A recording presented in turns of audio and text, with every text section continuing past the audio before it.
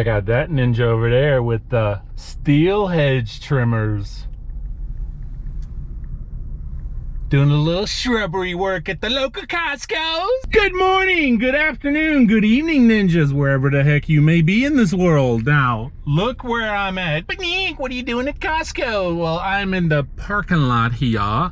As you can see, I am in Mama Ninja's car. So, my dealer, and I had to record to show you ninjas and really give some ninja points to my dealer. Listen, my dealer is just an absolute awesome dealer.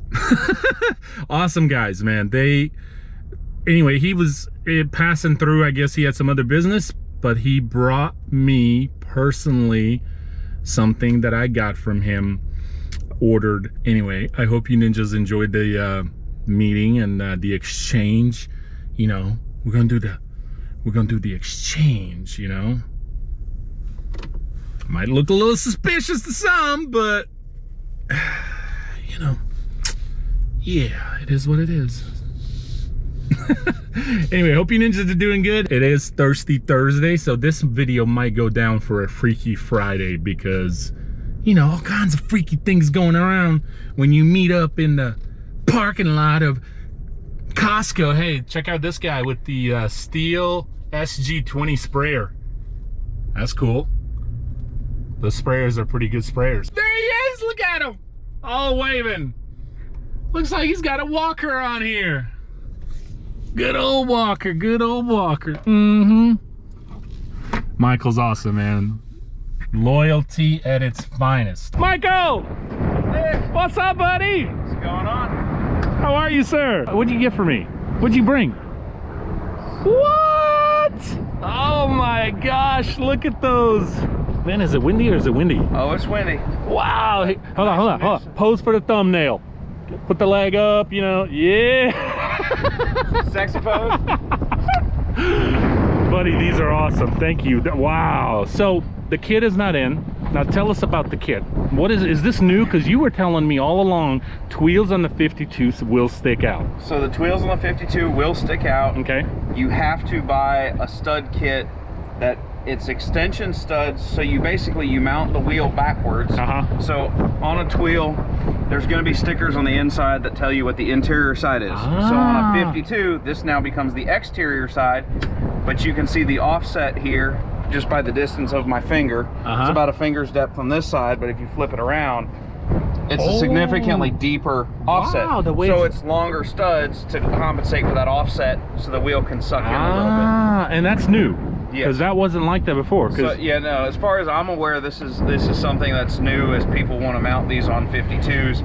Because traditionally everybody's mounting them the other way, and you do have some overhang, so you lose the trim width on your deck. Yeah. And I've always wanted it on the 52, and one of the reasons I haven't and never cared to buy them was I don't want my tires to stick out, because I think it would create a problem, honestly, as when I'm mowing and trying to go around certain little tight spots and stuff.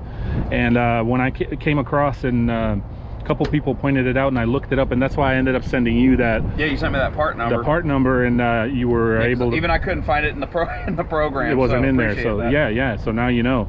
So anyway, hey, while I have you, I know you got to go and I got to go. Give me your thoughts and opinion on wheels versus regular tires, real quick. So wheels versus regular tires, obviously the huge plus side to it is you're never going to have a flat again. Okay. It's a one-time investment. These should last basically 2,000 hours of use. You should be able to get more or less the life of the mower out of a set of wheels.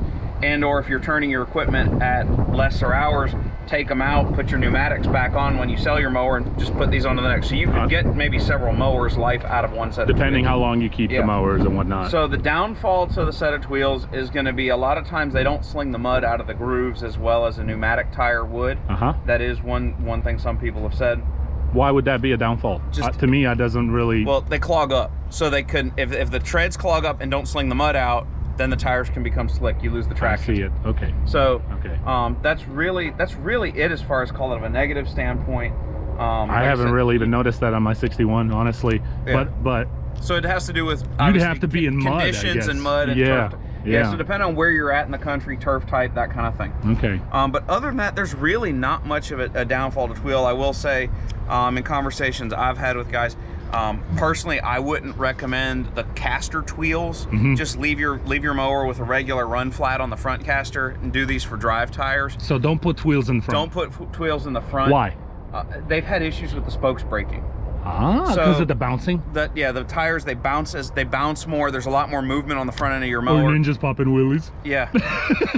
So these tires, you're pretty much problem-free. Caster tires, it's just not worth the investment. If you got regular run flat, those tires last for a long time and are problem-free anyway. Do you think why the front would be bouncing more would have anything to do with the weight also? Because they have to be lighter than the front. The front end's the front end's lighter weight, obviously. Where all the weight of the machine spreads more to these tires.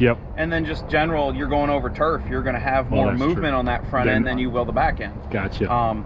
So I believe Michelin has corrected that. I know the first generation of those wheels, they had a lot of issues with that. I believe the current ones don't have that breakage issue. I think these were just a little more brittle too than they were now. Now they're a lot more pliable. Yes. Like they were a stiffer plastic. Now they're very pliable.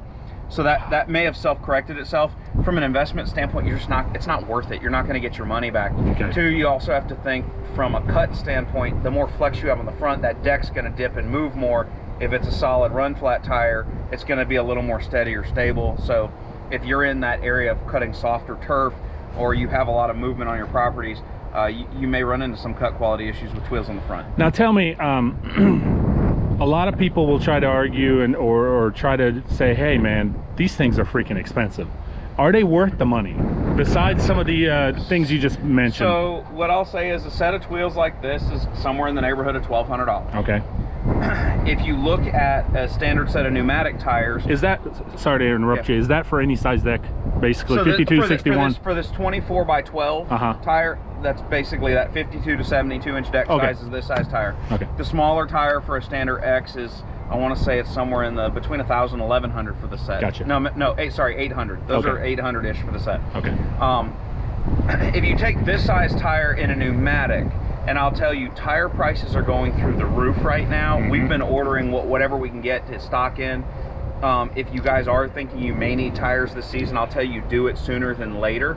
What I'm reading online is a lot of tires are made in Brazil. There's a shortage of the raw materials that go into making rubber, and then the factories are having COVID outbreaks, so they're having to shut down tire factories and other stuff. So this will transpire across automotive and everything, any sort of rubber producing thing. You hear that, ninjas? We're running low on rubber. So long story short here, let's say you have to buy 2 new drive tires this size for your mower. How much are regular tires? Call it $300 for the set. For 2. By the time you buy 2, and this is a good 4-ply tire, not a Chinese 2-ply soft cheap Amazon tire. If you bought the right 4 or 6-ply tire that you should have on your mower that's gonna last you, you're gonna spend somewhere in the neighborhood of, call it $300 for the set versus $1,200. So it's a 4-to-1 ratio. How much downtime do you lose with a flat? If your tire pressure's off, do you have uneven cut quality? Some of those features are issues that pop up. And then how many sets of tires do you go through over the life of your mower? So essentially, it may not be a cost savings from an actual acquisition standpoint, because you could buy 3 or 4 sets of tires, but that's over the life of your mower. But how much time do you spend going to the dealer, the mower down, fixing a flat, and lost revenue in those cases versus just one and done? And like I said, save your pneumatics. And I will say save your pneumatics anyway, because in the wintertime, you're gonna wanna pull these tires off and put the regular pneumatics back on. A lot of weight sitting on a wheel in a long time will cause some flat spot on the bottom. So either jack the mower up, leave it in the air, put a block under it, something like that, or take these off and put the pneumatics on over the wintertime. Good point. I was gonna ask you one more thing. By installing these, does it change anything with deck height?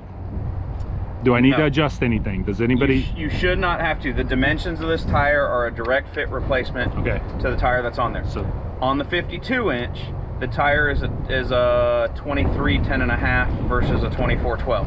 On the 52 inch, you will need to recheck your deck and maybe a slight adjustment. 61 and 72s, you won't have to do anything. So on the 52, on the 52, you will need to double check once you get these on, because this tire height is 1 inch taller than a factory spec tire. Well, good point. I'm glad I asked, because you know, nobody's ever told me on the 61 I would have to do anything, but 52, see, different. Okay, man, awesome. Well, thank you. Unless you have anything else you want to conclude, any new so just from general standpoint, I hope everybody has a great year. Stuff's really kicking off. The weather here is bipolar, to say the least. It's cold and hot, cold and hot, and then like hurricane rains. It's crazy. How's business? Business is strong.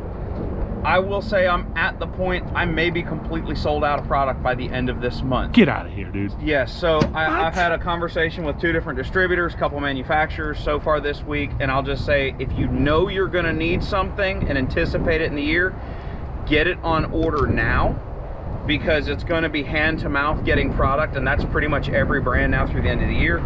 Come fall, I'm already placing orders for aerators that I know I'm gonna need in September, because they've warned us they will not be able to make enough or supply enough. Dang. Come fall. Same thing's happening with backpack blowers, weed eaters.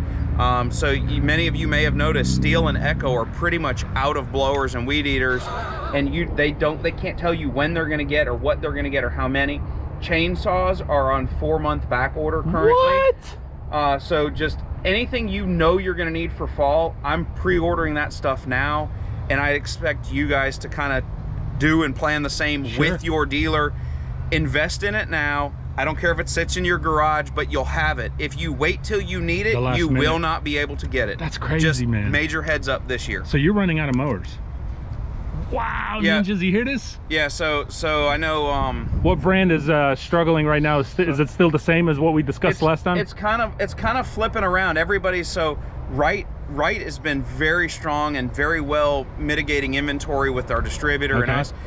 Like I know for me, even at Wright at this point, I can't even have a mower shipped to me unless it's sold, because that's how low the inventory levels are getting. Wait, you have to actually sell it first before they ship it to you? I would need somebody to say, for sure, I'm ordering this mower, I want this mower, whether it's finance pre-approved or I have a deposit on it, and that's when I can get a mower shipped to me if I don't have it in stock. So as dealer inventory depletes, it's almost impossible to replenish unless it's pre-sold, because that's how slow the shipments are coming in to the warehouse. The same is kind of applying to other brands. So I've got stuff on order, for example, Ferris. Everybody's running into either it's component issues or labor issues or whatever, and it's just extending delivery times. So I'll get some mowers this month, but I mean, I've got 20 mowers in stock, and I normally have 120 for that one brand. And at this point, if I order a mower today, the next delivery date is August. What? That's how far back in line. That's why I'm saying plan ahead, or plan with your dealer on what they have on order or what they have incoming. Wow. And be flexible. Be willing to be flexible on an engine option or a deck size or a model, whatever it may be. You may have to buy a brand that you normally wouldn't buy because you can actually get something. I will say Toro seems to have picked it up in the last couple weeks. I'm getting a few a week. What brand are you? Because every dealer is different. I know that some dealers are specifically dedicated to a certain brand, but I know you carry several brands. What brand do you sell the most, and why do you think that is? Ferris is our highest volume. Ferris. Is it because of your area? I mean, a lot of it's just the area. It's a popular. We've grown it into a very popular brand. Wright is a very strong brand for us. Walker is a very strong brand for us. So it really comes down to what we support. So obviously there's strong SCAG markets. Atlanta is where we're at, is a huge Exmark market. But that's what's been grown and homegrown by the distributor in the area for 20 plus years. So built up. It's a strong market. Hey, a ninja asked me to ask you, thinking about carrying Gravely? Would you ever? No. Why? Wow, that was a big no. Real quick, real fast. So they've come to me before, they've asked about it. Quite honestly, I'm not very impressed with the product. And if I look at the portfolio as a whole, because that's what I have to look at as a dealer, 70% of Gravely sales, and the same numbers apply actually to Hustler. So Gravely sales are a ZTHD and below. Basically, a heavy duty homeowner spec mower and lower is the majority of their product portfolio. So I'm a commercial dealer for the most part, and I'm looking at 30% of sales fall into the Pro Turns. I don't really care for their stand-on mower, and I've already got Wright and Ferris, which are much better product in our opinion. So I really wouldn't want to carry the stand-on. Their walk-behinds don't sell. So Gravely as a brand overall is very heavily weighted towards consumer, prosumer, not really the commercial cutter. There are some markets where it is a very heavy commercial brand. In the Northeast, it's very strong up there, but in the Atlanta market, I'll tell you, it's basically that ZTHD and below. And then for everybody as a whole, Kawasaki, the FR engines are the hardest engines for the manufacturers to get, which that's the engine that's on the majority of that lower end product. So you're not even going to have a product supply anyway. So part of being a dealer is balancing what brands you want to carry, what brands you want to support. And I'm much more of the opinion, I'd rather have fewer brands that I can specialize in and do high volume with. But if I can't, I don't want to become that dealer that's like Walmart. You go in and, well, I have everything, just pick what you want. And the problem is when you do that as a dealer, one, I can't have enough parts in stock. I can't order or inventory everything. I don't get the best pricing on the product either, because I can't inventory or stock enough for each brand to make it worth my while, or worth it for the manufacturer to give me their best bracket. So if I can deal with, I basically deal with 4 lines. And those 4 lines, I'm in the best brackets I can be at with all the manufacturers, and then I can support the customers the best. If I start adding more to it, it gets really hard to support that. And we trimmed some stuff out in the last year, really, that just didn't make sense for us to continue forward with.